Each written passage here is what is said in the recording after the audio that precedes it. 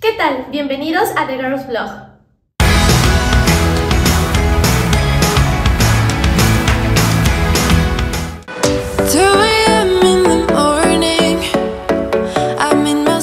La separación Estado-Iglesia fue decretada por Benito Juárez en 1859 durante la Guerra de los 3 Años, cuyo fundamento jurídico fue el precepto del Estado laico, sin que la Iglesia pudiera interferir en asuntos de Estado. Luego está la Ley del Registro Civil de 1859, que quitaba a la Iglesia el control exclusivo de datos de la población. Y después está la Ley de Libertad de Cultos de 1860, donde se establecía el derecho de cada ciudadano a profesar sus creencias. Y aparte ya no era obligatoria la religión católica, como lo había establecido José María Morelos y Pavón. Ahora podías creer en lo que tú quisieras.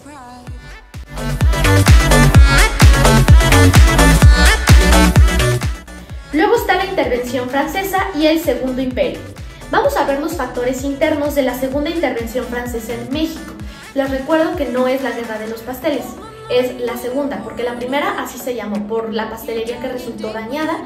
Bien, los factores internos fueron la falta de unidad nacional, la debilidad política y la moratoria decretada por Benito Juárez para pagar la deuda externa, o aplazar este pago más que nada. Luego están los factores externos, que fueron las ambiciones expansionistas del Imperio francés, la actitud adversa del Vaticano y la guerra de secesión en Estados Unidos. Posterior a la segunda intervención francesa estuvo la República restaurada, los gobiernos liberales y el positivismo. Bien, vamos a ver estos tres conceptos. El último no es lo que ustedes piensan, no es como, ay, sí soy bien positivo, no, o sea, tiene otro significado, es un movimiento tipo liberalismo, conservadurismo, etc. Bueno, la República restaurada. A este periodo puede considerársele como el preámbulo de la dictadura porfirista. Se distinguió por 3 aspectos básicos. El primero, pues, fue cuando Sebastián Lerdo de Tejada ejerció un gobierno provisional y también se reeligió en 1875. Luego, el segundo aspecto, pues, fue el modelo educativo llamado positivismo, que quiere decir laico y científico. Tuvo como propósito gestar la modernización y la industrialización del país. Y por último, el plan de Tuxtepec de 1875 a 1876, que fue la causa antirreeleccionista del general Porfirio Díaz, donde se consumó. ¿Qué es la dictadura? La dictadura es un régimen militar amparado en un gobierno personalizado y que se impone por la fuerza, en forma contraria a las libertades y los derechos civiles. ¿Qué fue la paz porfirista? Era un lema más que nada. ¿Qué es este lema? Orden y progreso. Eso era lo que repetía constantemente Porfirio Díaz y con lo cual se basó su dictadura. Bien, durante las décadas del porfiriato, el dictador imitó varias prácticas que retomó de los últimos gobiernos liberales. Estas características fueron la reelección, la pacificación, la ley Lerdo para despojar a los campesinos, el positivismo y el ferrocarril para modernizar el país. El ferrocarril fue muy importante durante este periodo, porque durante el porfiriato se impulsó muchísimo, además de la industria y gracias a la intervención extranjera también de varios capitales.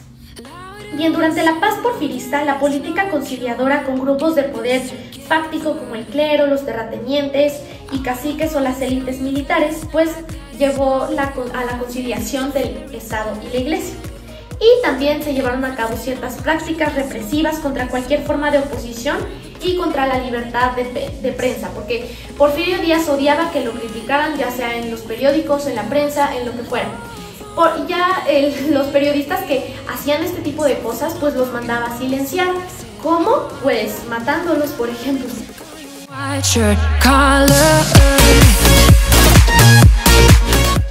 Sin embargo, durante el porfiriato, pues hubo muchísima dependencia del capital tecnológico y financiero foráneo.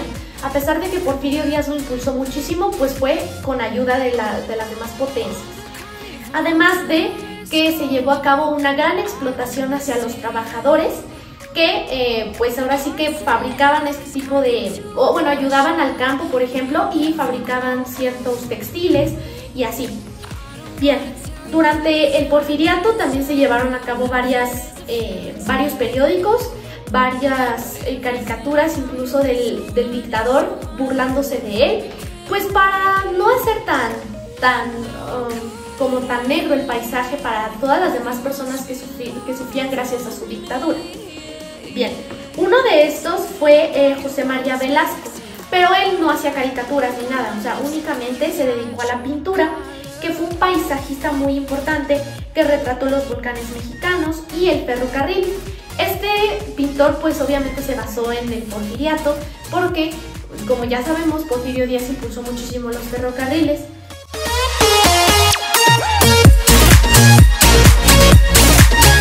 Algunas de las principales expresiones de oposición contra la dictadura porfirista fueron el Movimiento Agrarista, el Partido Liberal Mexicano de 1901, el Círculo de Obreros Libres en 1906, las huelgas de mineros de la Fundición de Cobre en Cananea, Sonora, en 1906 también, y algunos partidos de oposición que surgieron en 1910. Estos son algunos de los antecedentes de la Revolución Mexicana, ¿sí?, que acabaron también con la dictadura de Porfirio Díaz. Dos periódicos de oposición de los que ya les comentaba antes fueron El Hijo del Aguizote y Regeneración.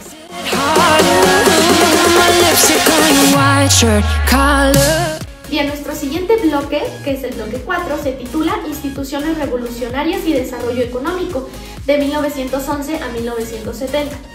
Bien, durante este periodo se llevó a cabo una lucha político-electoral iniciada por Francisco I. Madero con el Plan de San Luis.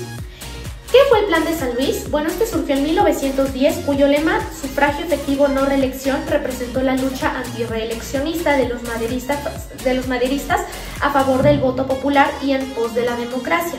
El motivo por el cual Madero declaró nulas las elecciones de 1910 fue su oposición al fraude electoral perpetrado por la dictadura porfirista. Después tenemos el Plan de Ayala de 1911, impulsado por el movimiento agrarista en favor de la restitución de las tierras campesinas y la abolición de los enormes latifundios encabezados por Emiliano Zapata, con el lema Tierra y Libertad. Emiliano Zapata también fue llamado el caudillo del sur porque operó en el centro del país y un poquito más hacia el sur. Después tenemos el Plan de la Empacadora, que surgió también como un movimiento en oposición a Francisco I. Madero.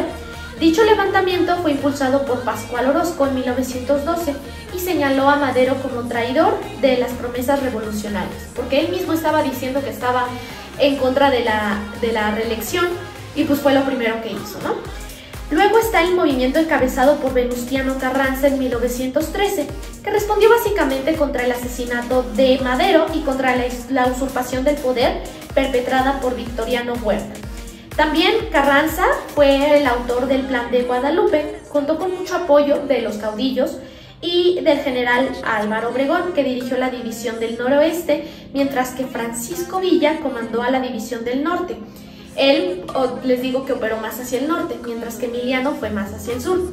Quien promulgó la Constitución actual, que fue la Constitución de 1917, fue Venustiano Carranza.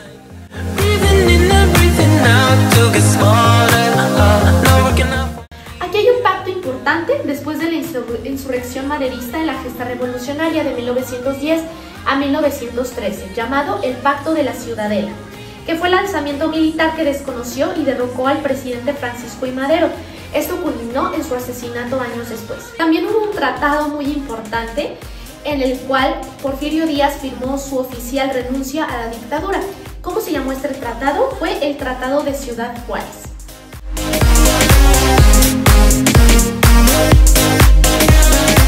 ¿Qué estableció la Carta Magna? Una república federalista, representativa y democrática, que sostuvo la vigencia de las garantías individuales, las garantías sociales, aspecto legislativo vinculado con la justicia social. Ahora vamos a ver tres artículos muy importantes que probablemente puedan llegar a venir en algún reactivo.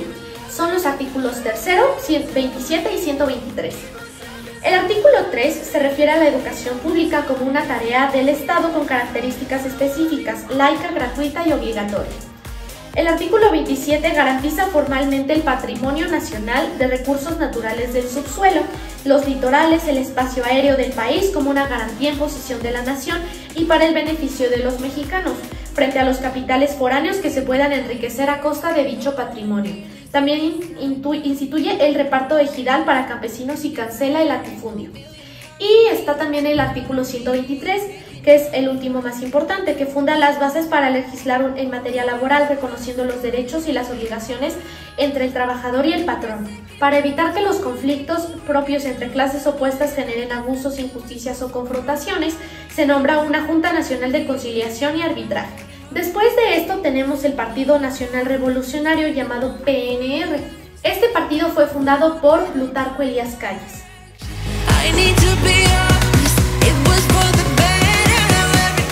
Muy bien, vamos a ver la reconstrucción nacional, corporativismo y partido de Estado.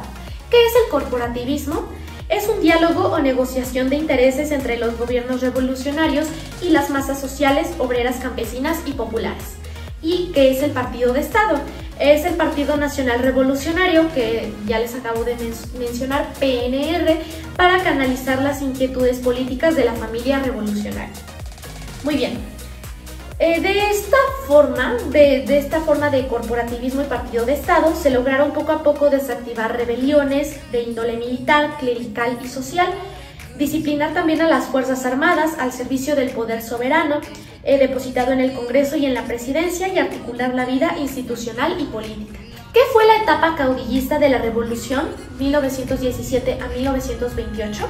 Bueno, el caudillismo marcó los siguientes periodos, o en este caso fueron gobiernos. El primero fue el gobierno de Venustiano Carranza de 1917 a 1920. Aquí todavía no había sexenios, todavía no se establecían los 6 años de presidencia, por eso pueden checar de que, ay no, como que del 17 al 20 si solo son 3 años, no, o sea, aquí todavía no había sexenios, eso fue hasta la presidencia de Lázaro Cárdenas.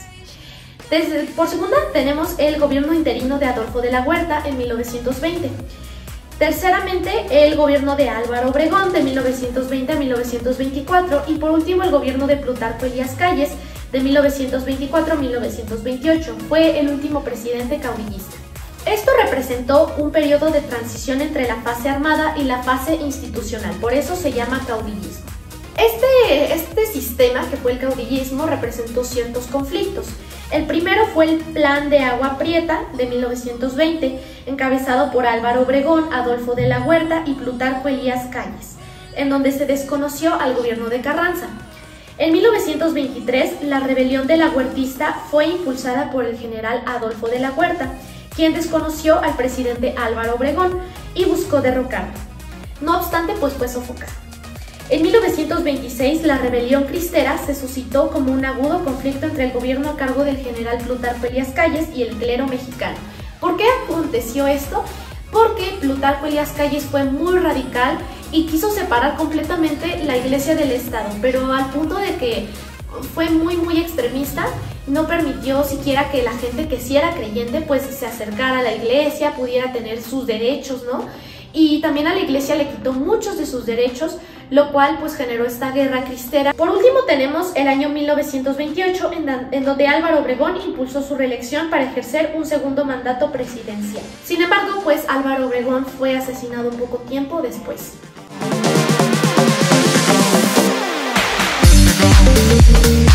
Ahora vamos a ver un periodo conocido como el Maximato de 1929 a 1934. Durante el Maximato se sucedieron los siguientes gobiernos: el gobierno interino de Emilio Portes Gil de 1928 a 1929, el gobierno de Pascual Ortiz Rubio de 1930 a 1932 y por último el gobierno de Abelardo Rodríguez de 1932 a 1934. Recordemos que aquí todavía no había sexenios. Con el liderazgo de Plutarco Elías Calles se introdujo un orden institucional que permitió estabilizar la vida política del país, hasta entonces pues muy afectado por las causas independentistas y aparte de la revolución. Aquí en 1929 se suscita la fundación de la UNAM, que es la Universidad Nacional Autónoma de México, y pues, se consideró la máxima casa de estudios. Después tenemos el régimen cardenista de 1934 a 1940. Vamos a ver 3 características de este gobierno. Fue un gobierno de carácter socialista, beneficios laborales y agraristas. Una política corporativista basada en organismos gremiales como la CTM y la CNC. Y por último, economía nacionalista que expropió la industria ferroviaria y el petróleo. Vamos a ver algunas acciones del gobierno cardenista, son poquitas. El primero es el Instituto Politécnico Nacional, IPN. En su gobierno se instauró esta nueva casa de estudios con 2 objetivos estratégicos: la educación socialista y la autonomía científica y tecnológica del país. Cárdenas fundó también el Instituto Nacional de Antropología e Historia, el INAH.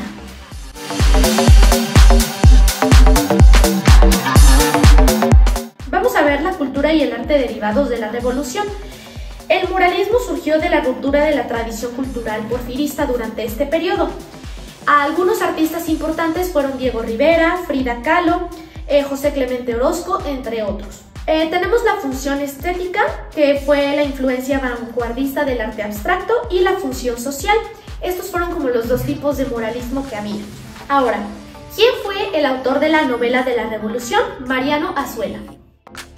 So hold me back, now you're here, 'cause I'm mad, show no fear, wanna